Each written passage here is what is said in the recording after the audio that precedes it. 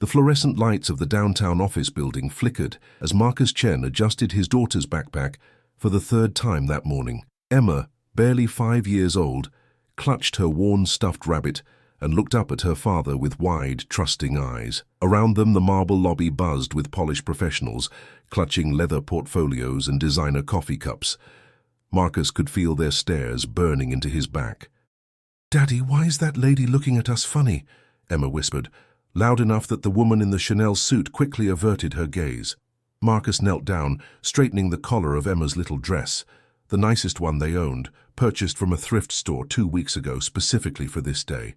"Don't worry about it, sweetheart. Some people just aren't used to seeing awesome daughters at important meetings." He stood up, his own suit, 15 years old and slightly tight around the shoulders, feeling more inadequate by the second. This interview was for a senior project manager position at Titanium Dynamics, one of the largest tech firms in the state. The job paid 3 times what he currently made as a freelance consultant, working from their tiny apartment. It would change everything. New school for Emma, a real home instead of the converted studio above a laundromat. Maybe even a car that didn't sound like it was dying every time he turned the ignition. But his babysitter had cancelled at 5 that morning. "Food poisoning," she'd texted apologetically. Marcus had spent the next 2 hours calling every contact in his phone. His mother lived 3 states away. His sister was traveling for work. The community center didn't open until 9, an hour after his interview. Every door had closed. He'd considered cancelling, rescheduling, making up an excuse. But he knew the truth about opportunities like this. They didn't come twice. Not for single fathers with employment gaps on their resumes and no fancy degree from a prestigious university. So here he stood in the lobby of Titanium Dynamics with his daughter, facing a decision that had already been made the moment his alarm went off at 6 a.m. He would walk into that interview room with Emma by his side, and he would be honest about it. The elevator ride to the 14th floor was excruciating. 3 other candidates shared the cramped space, all men in their 30s and 40s like Marcus, all shooting curious glances at Emma. One of them, a tall guy with slicked back hair and a Rolex that probably cost more than Marcus's car, actually smirked. "Bring your kid to work day?" he asked, his tone dripping with condescension. Marcus felt Emma's hand tighten around his. "Something like that," he replied evenly. "Bold strategy," the man continued, examining his manicured nails. "I mean, showing up unprepared really shows dedication to the role." The other candidates chuckled nervously. Marcus said nothing. He'd learned a long time ago that some battles weren't worth fighting. The elevator dinged, and the doors opened onto a sleek reception area with floor-to-ceiling windows overlooking the city. A woman with a tablet and a Bluetooth headset looked up, her professional smile freezing slightly when she saw Emma. "Marcus Chen?" she asked. "That's me." "Right.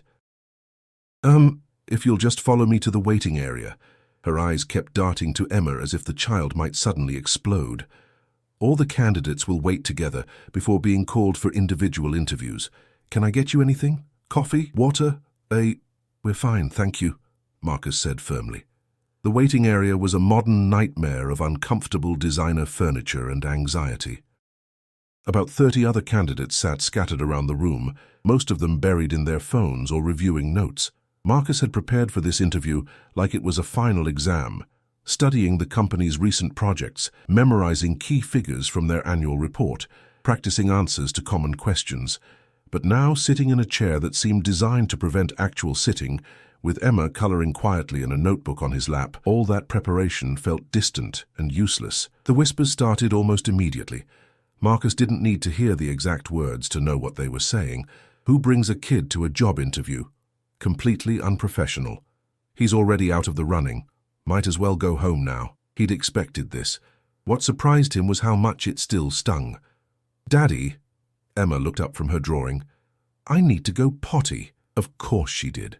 Marcus gathered their things and stood, acutely aware of every eye in the room tracking his movement. He found the restrooms down a hallway lined with photos of the company's leadership team, all older white men in expensive suits, all smiling the same corporate smile.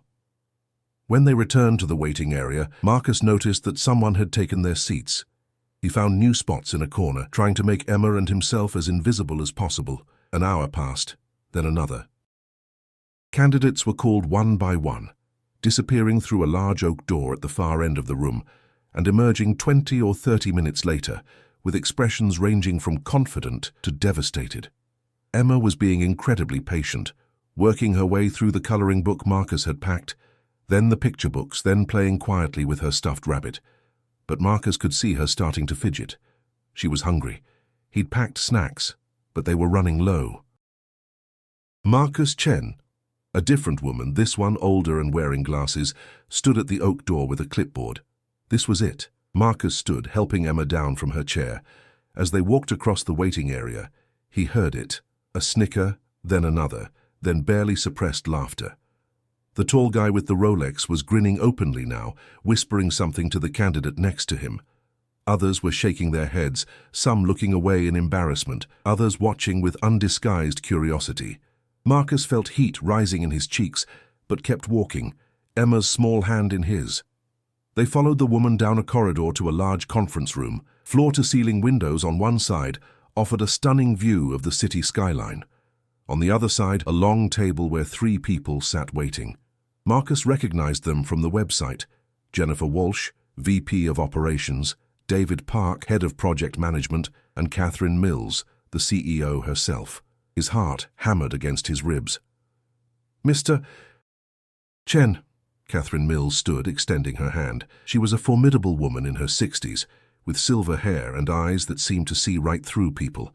Her gaze moved to Emma. And who is this? Here it was. The moment of truth. Marcus could make excuses, apologize, try to minimize the situation, or he could stand in his truth. Marcus looked Catherine Mills directly in the eye and said, "This is my daughter, Emma. My childcare fell through this morning at the last minute. I apologize for any inconvenience, but I wasn't going to miss this opportunity. If that's a problem, I understand completely, but I would appreciate the chance to interview regardless." The room fell silent. Jennifer Walsh and David Park exchanged glances. Catherine Mills studied Marcus for a long moment, her expression unreadable. Then she looked down at Emma. "Emma, is it?" she asked, her voice softening slightly. "That's a beautiful name. I'm Catherine. This is Jennifer, and that's David." Emma, bless her brave little heart, stuck out her hand just like Marcus had taught her. "Nice to meet you," she said clearly. Catherine shook it solemnly. "Very nice to meet you too, Emma. We're going to talk to your daddy for a little while about work stuff, which might be boring. Think you can handle that?" Emma nodded seriously. "I brought my coloring book." "Perfect. Jennifer, could you grab one of those chairs from the corner? Let's make sure Emma has a good spot." Catherine gestured to a comfortable-looking armchair near the window, away from the interview table but still in sight. Jennifer moved it without hesitation, and Marcus helped Emma get settled with her coloring supplies.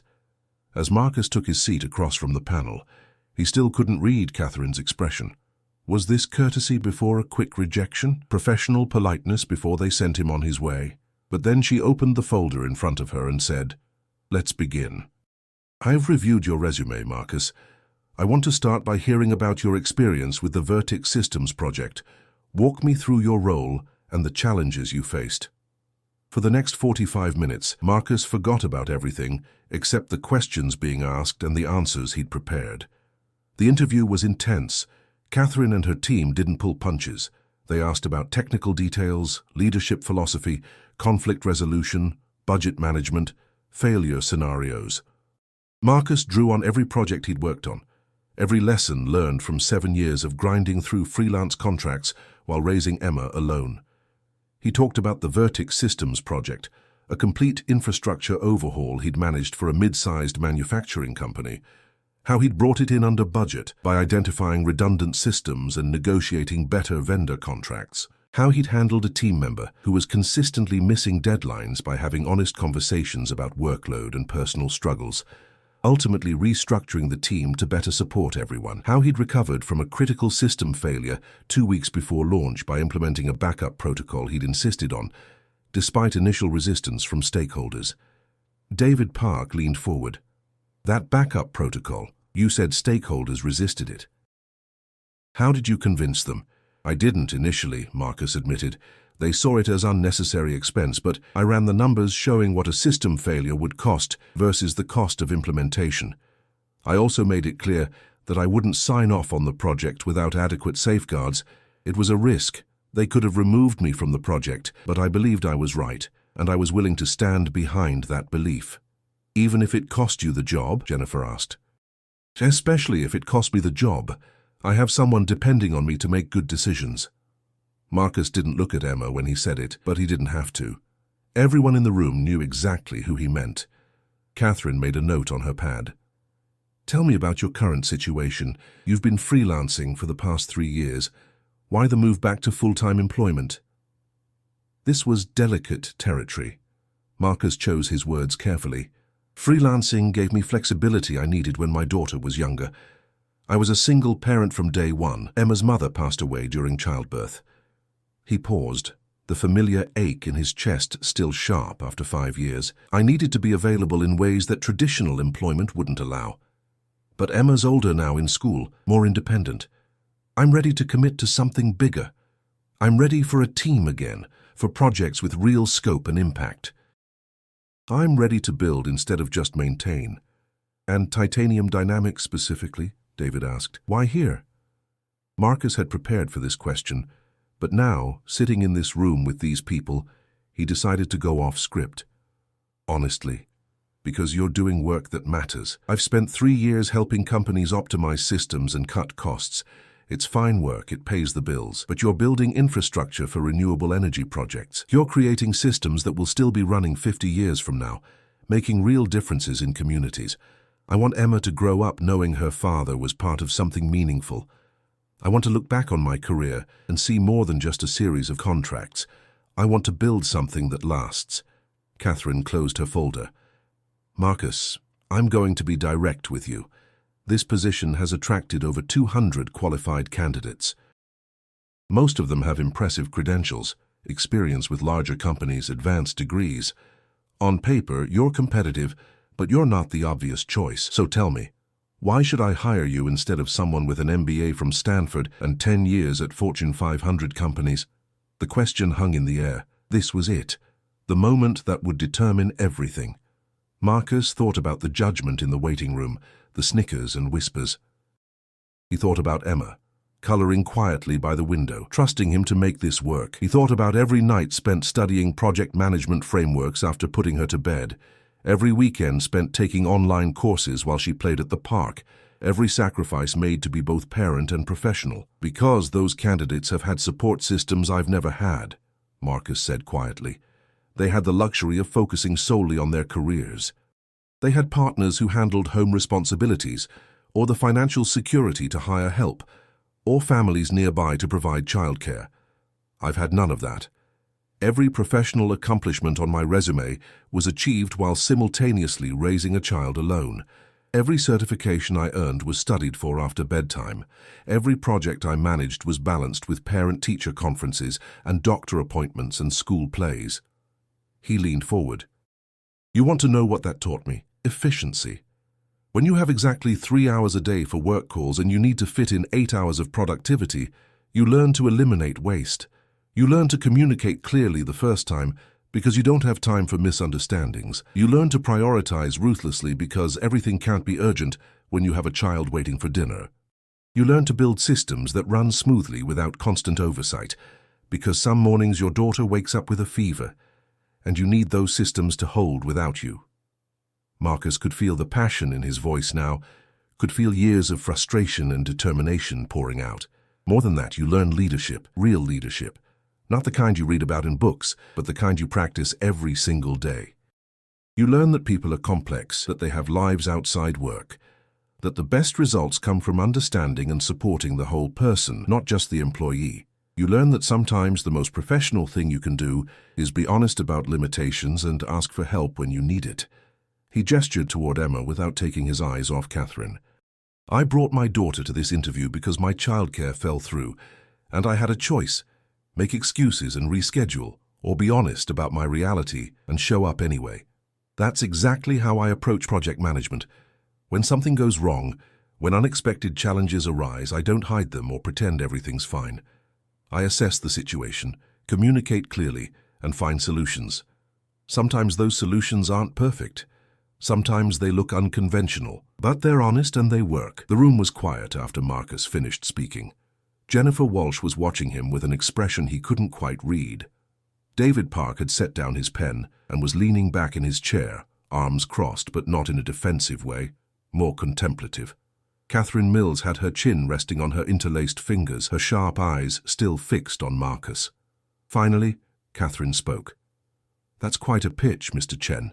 But let me push back on something. You talk about honesty and communication, which are admirable qualities, but bringing a child to a professional interview could also be seen as poor judgment.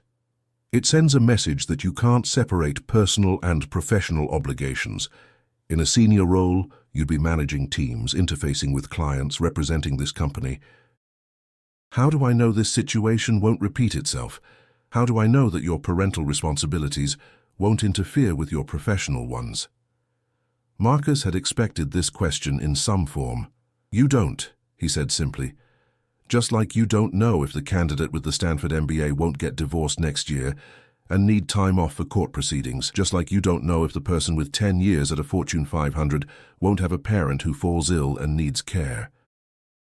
Just like you don't know if the seemingly perfect candidate won't burn out in 6 months because they've never faced real adversity." He paused, choosing his next words carefully. "Ms. Mills, here's what you do know about me.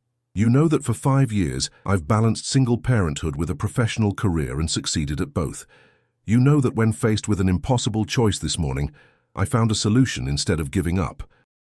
You know that I've built a track record of delivering results despite circumstances that would have derailed most people. And you know that I'm honest about who I am and what I bring to the table. As for judgment," Marcus continued, "I could have lied. I could have called Emma my niece or claimed she was just visiting for a few minutes or made up some excuse, but that's not who I am, and that's not the kind of employee I'd be. When I commit to something, I commit fully. When I say I'll deliver a project on time, I deliver it. When I say I'll be honest about challenges, I am. My judgment is to be authentic and transparent, even when it's uncomfortable, especially when it's uncomfortable." David Park uncrossed his arms and leaned forward. "Marcus, let's talk specifics. This role would require occasional travel, maybe once a month, sometimes twice. It would involve late meetings with clients in different time zones. There would be high-pressure deadlines. How would you handle those demands?" "The same way I've handled them for the past 7 years, Marcus replied. "I have backup systems. My mother has already agreed to move closer if I get a full-time position that requires it.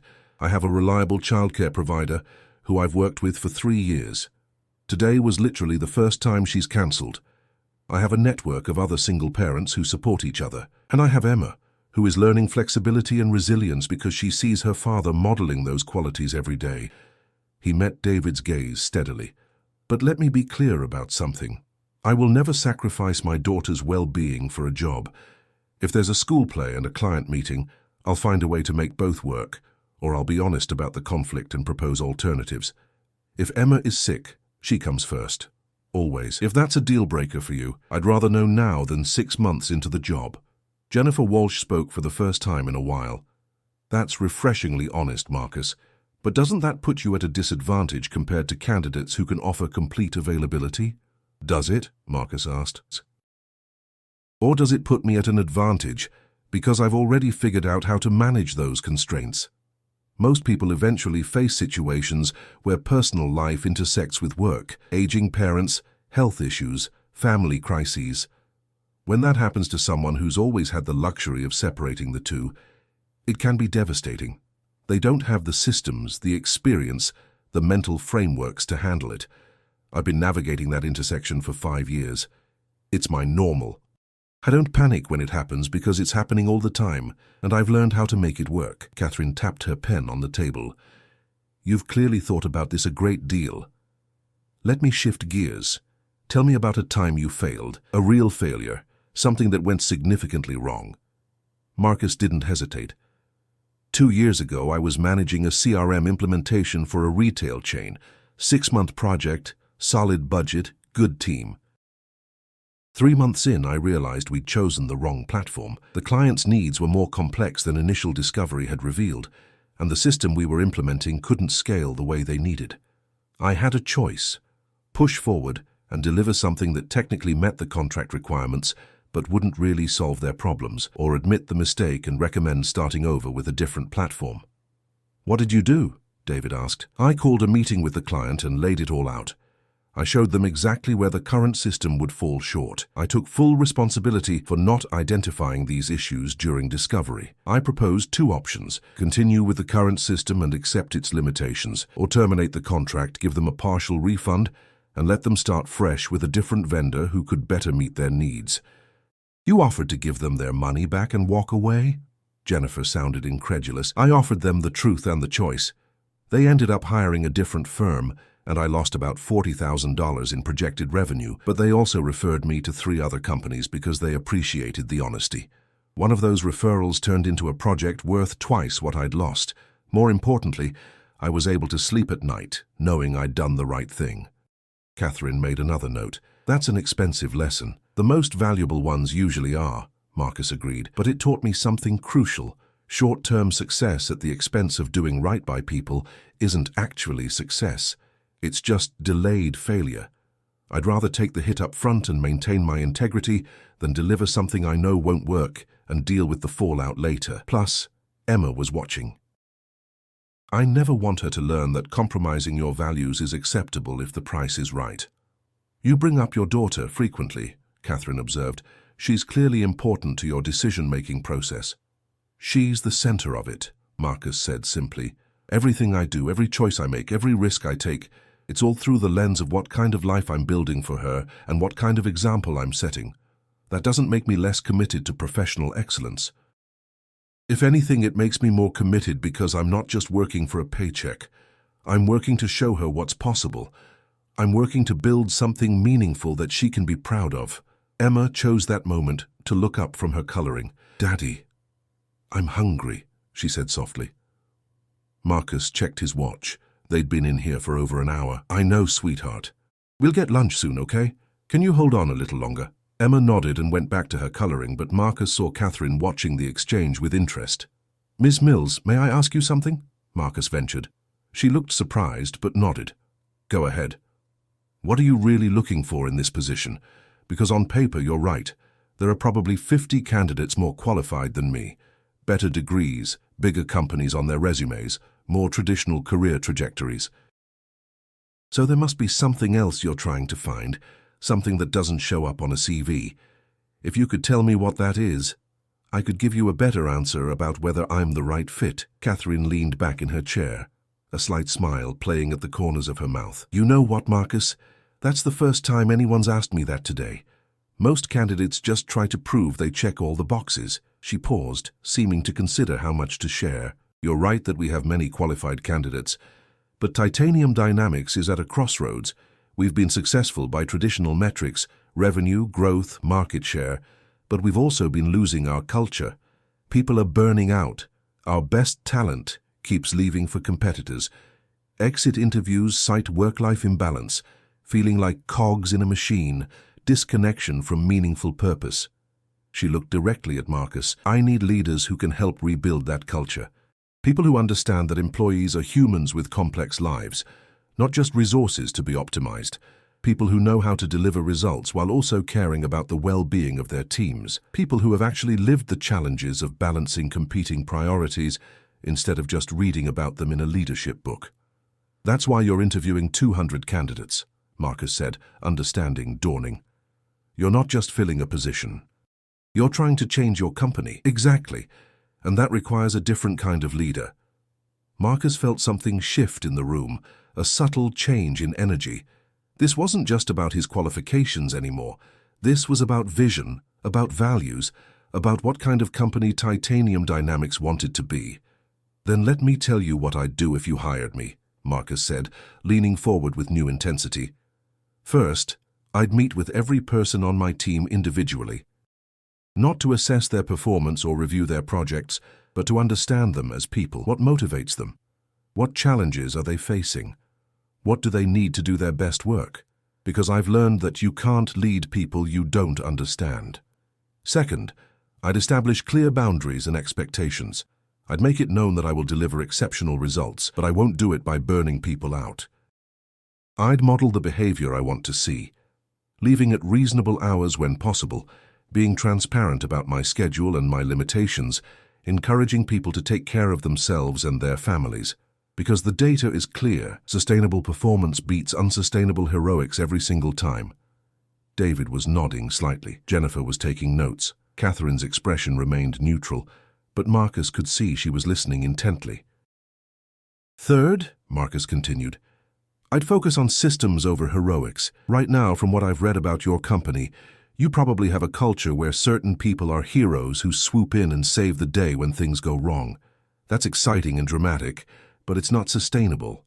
I'd work to build systems robust enough that most problems don't become crises.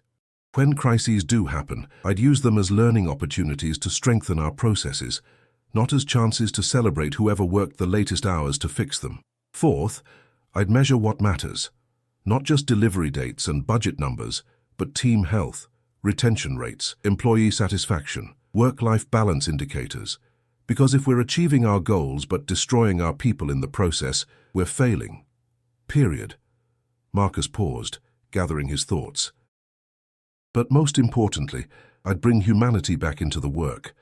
I'd share my own story, single father, no fancy degree, working my way up through sheer determination. I'd create space for other people to bring their whole selves to work, instead of having to pretend their personal lives don't exist. I'd challenge the assumption that professionalism means separating who we are from what we do, because that's not just unrealistic, it's destructive. Catherine raised an eyebrow.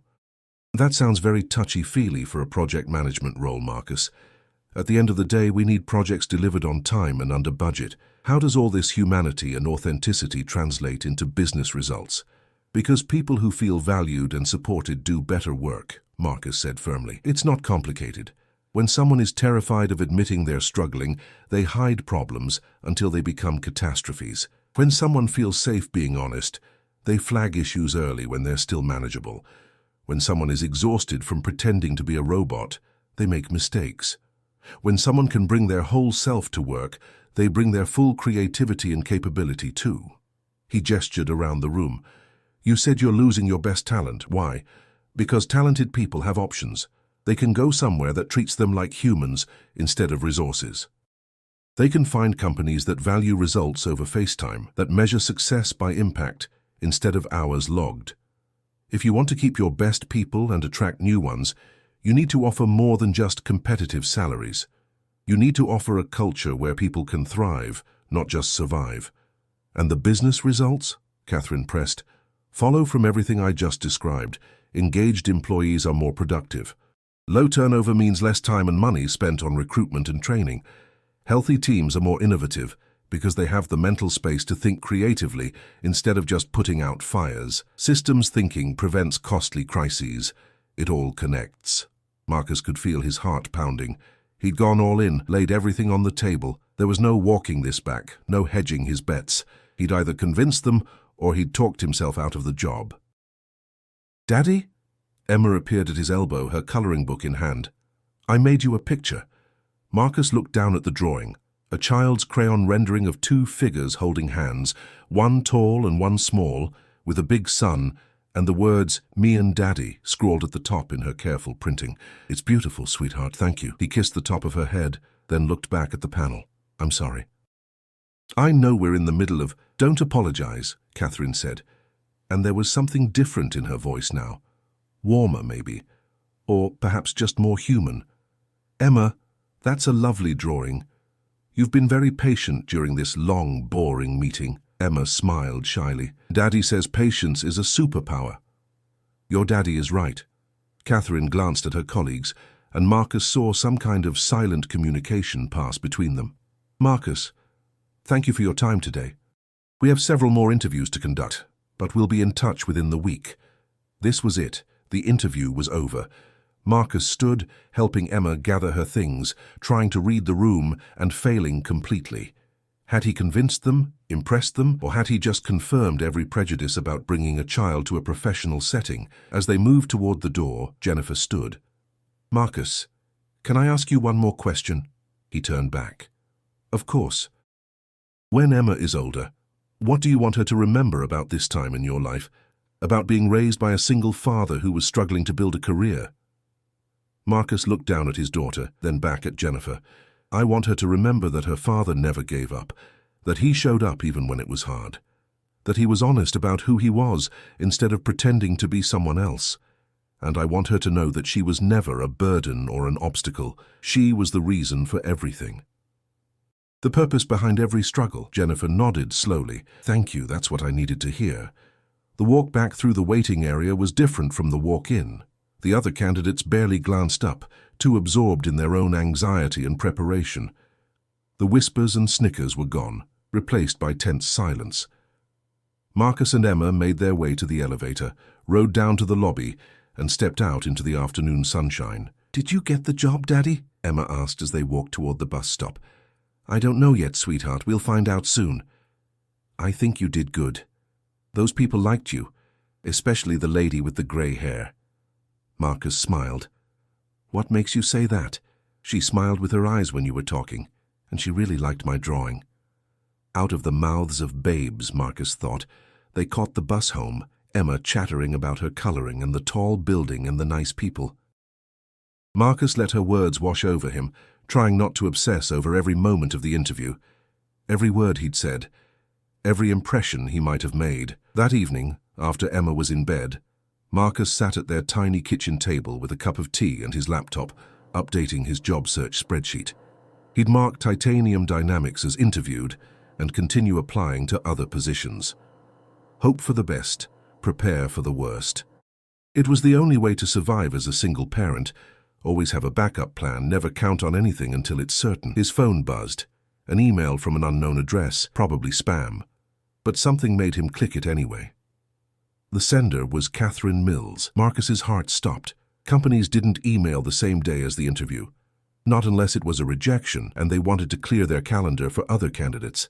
He opened the email with trembling hands. Mr. Chen, it read, thank you again for your time today. I wanted to reach out personally because after discussing your interview with my colleagues, we've made a decision. However, before I share that decision, I need to tell you something about today that you're not aware of. Marcus's stomach dropped. Here it came. The polite rejection, maybe with some encouragement to apply for future positions.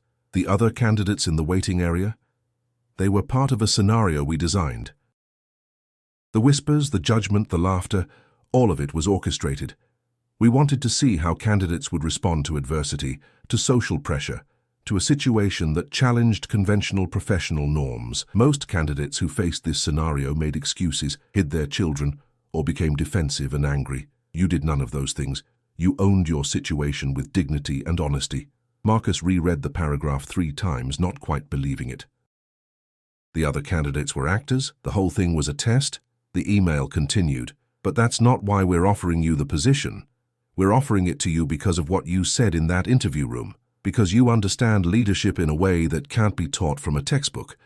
Because you've lived the challenges our company needs to address. Because you had the courage to tell me exactly what you do differently instead of just telling me what you thought I wanted to hear. Because your daughter looks at you with absolute trust and love, which tells me everything I need to know about your character. The position is yours if you want it, Marcus. The salary is $140,000 base plus benefits and performance bonuses. You'd start in 3 weeks, giving you time to arrange childcare and transition from your current commitments. I'll call you Monday morning to discuss details, but I wanted you to know tonight. I wanted you to be able to tell Emma over breakfast tomorrow that showing up, being honest, and staying true to yourself actually paid off. Welcome to Titanium Dynamics. Marcus read the email 5 times. Then he got up, walked quietly to Emma's room, and watched her sleep in the soft glow of her nightlight. She looked peaceful, her stuffed rabbit tucked under one arm, completely unaware that their lives had just changed. We did it, sweetheart, he whispered. We actually did it. The next morning, over pancakes shaped like Mickey Mouse, because it was Saturday and Saturdays were for special breakfasts, Marcus told Emma the news. She cheered and asked if they could get a puppy now. Marcus laughed and said maybe, which was a huge upgrade from the automatic no that had been his answer for the past 2 years. On Monday, Catherine called as promised. They discussed start dates, benefits, team structure. She mentioned that Marcus's story had already spread through the company's leadership. Several executives had reached out to say they were excited to work with him. Apparently, Catherine had shared the video of his interview with her senior team as an example of the kind of authentic leadership they wanted to cultivate. "There's one more thing," Catherine said near the end of the call, "about what you said regarding bringing humanity into the workplace. I'd like you to lead a task force on culture change. In addition to your project management duties, you'd work with HR and leadership to redesign our policies around work-life balance, flexibility, and employee well-being. Interested?" Marcus thought about the hundreds of other single parents out there, struggling to balance everything, terrified to be honest about their challenges. He thought about the culture of overwork and burnout, the assumption that dedication meant sacrifice. He thought about Emma, growing up in a world that might value humans as much as it valued productivity. "Absolutely," he said. "When do I start?" 3 weeks later, Marcus Chen walked into Titanium Dynamics as their newest senior project manager. Emma started at a new school with after-school programs and art classes. They moved into a 2-bedroom apartment with actual bedrooms. Marcus's mother bought a plane ticket to visit for Thanksgiving. Small victories, all of them, but they added up to something monumental, a life that worked, a career that mattered, a future that felt possible. And every time someone asked Marcus how he got the job, he told them the truth. He showed up as himself, brought his daughter, and refused to apologize for either, because the companies worth working for don't want you to be someone else. They want you to be exactly who you are, challenges and all, humanity intact. 6 months into the job, Marcus was leading a team of 12 on a major renewable energy infrastructure project. He'd implemented flexible scheduling, created protocols for transparency about personal challenges, and started a mentorship program for working parents. Team retention had increased by 30%, project delivery times had improved by 20%, and employee satisfaction scores had climbed to the highest they'd been in 5 years. Catherine pulled him aside after a board meeting where he'd presented the Culture Change Task Force's first-year results. "You know," she said, "I interviewed 200 candidates for this position. Most of them had better credentials than you on paper, but only one of them had the courage to show up exactly as he was and tell me exactly what he thought. Thank you for being that person, Marcus. You're changing this company in ways I didn't even realize we needed." Marcus thought back to that morning in the waiting room, feeling the judgment and the whispers, holding Emma's hand and wondering if he'd made a terrible mistake.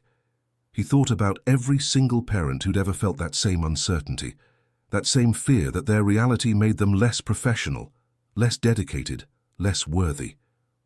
"Thank you for seeing past the surface," Marcus replied, "for understanding that bringing my whole self to work, including my daughter, didn't make me less committed. It made me more human. And humans, it turns out, do pretty good work when you let them." That evening, he picked Emma up from her after-school art class, the one they could finally afford, the one where she was learning to paint and draw and express herself. She showed him a new picture she'd made, this one in watercolors instead of crayons. 2 figures holding hands, one tall and one small, with a big sun overhead. "Me and Daddy," she explained, just like always. "It's perfect," Marcus said, meaning it, because it was. All of it. The struggle, the interview, the judgment, the honesty, the risk. It had led them here, to this moment, to this life they'd built together.